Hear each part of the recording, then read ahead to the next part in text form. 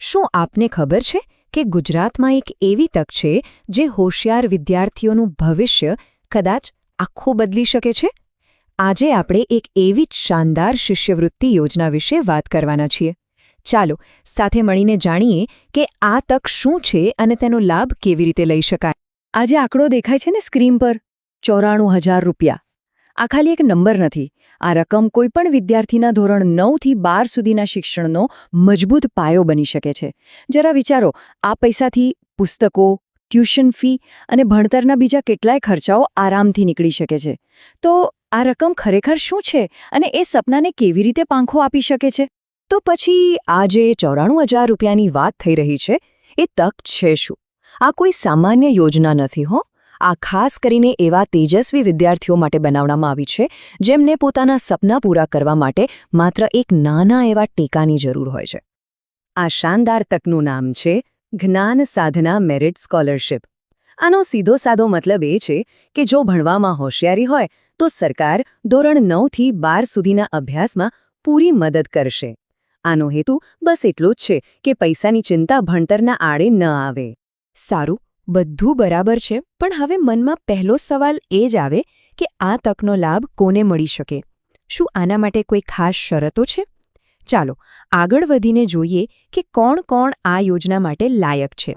અને અહીંયા સૌથી સારા સમાચાર એ છે કે આ શિષ્યવૃત્તિ અત્યારે ધોરણ 8માં ભણતા દરેક વિદ્યાર્થી માટે છે, કોઈ પણ જાતના ભેદભાવ વગર હો. આનો અર્થ એ છે કે જો કોઈ વિદ્યાર્થી ધોરણ 8માં હોય તો તે અરજી કરી શકે છે. આ ખરેખર બધા માટે એક સમાન તક છે. અને હા, આ કોઈ હવામાં કરેલી વાત નથી.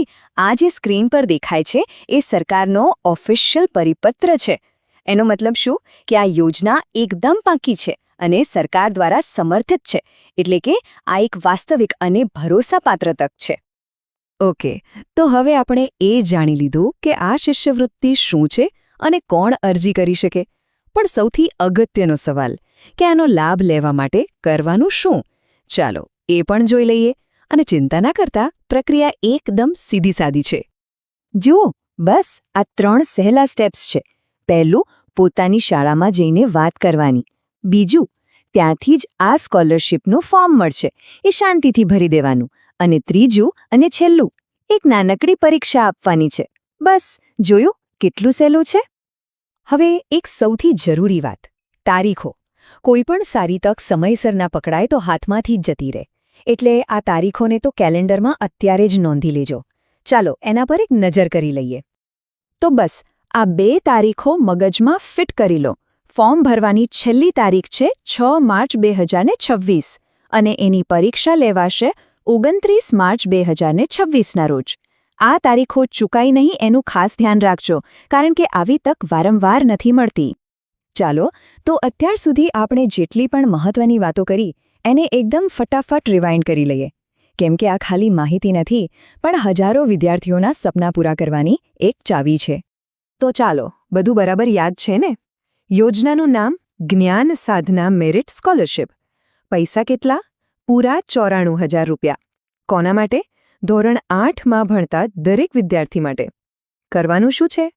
કશું જ નહીં, બસ શાળામાં જઈને ફોર્મ ભરવાનું છે. અને સૌથી અગત્યનું, ભૂલતા નહીં, છેલ્લી તારીખ છે 6 માર્ચ 2026. બસ આટલું જ યાદ રાખવાનું છે. સારું, તો આટલી માહિતી તો આપણે સમજી લીધી.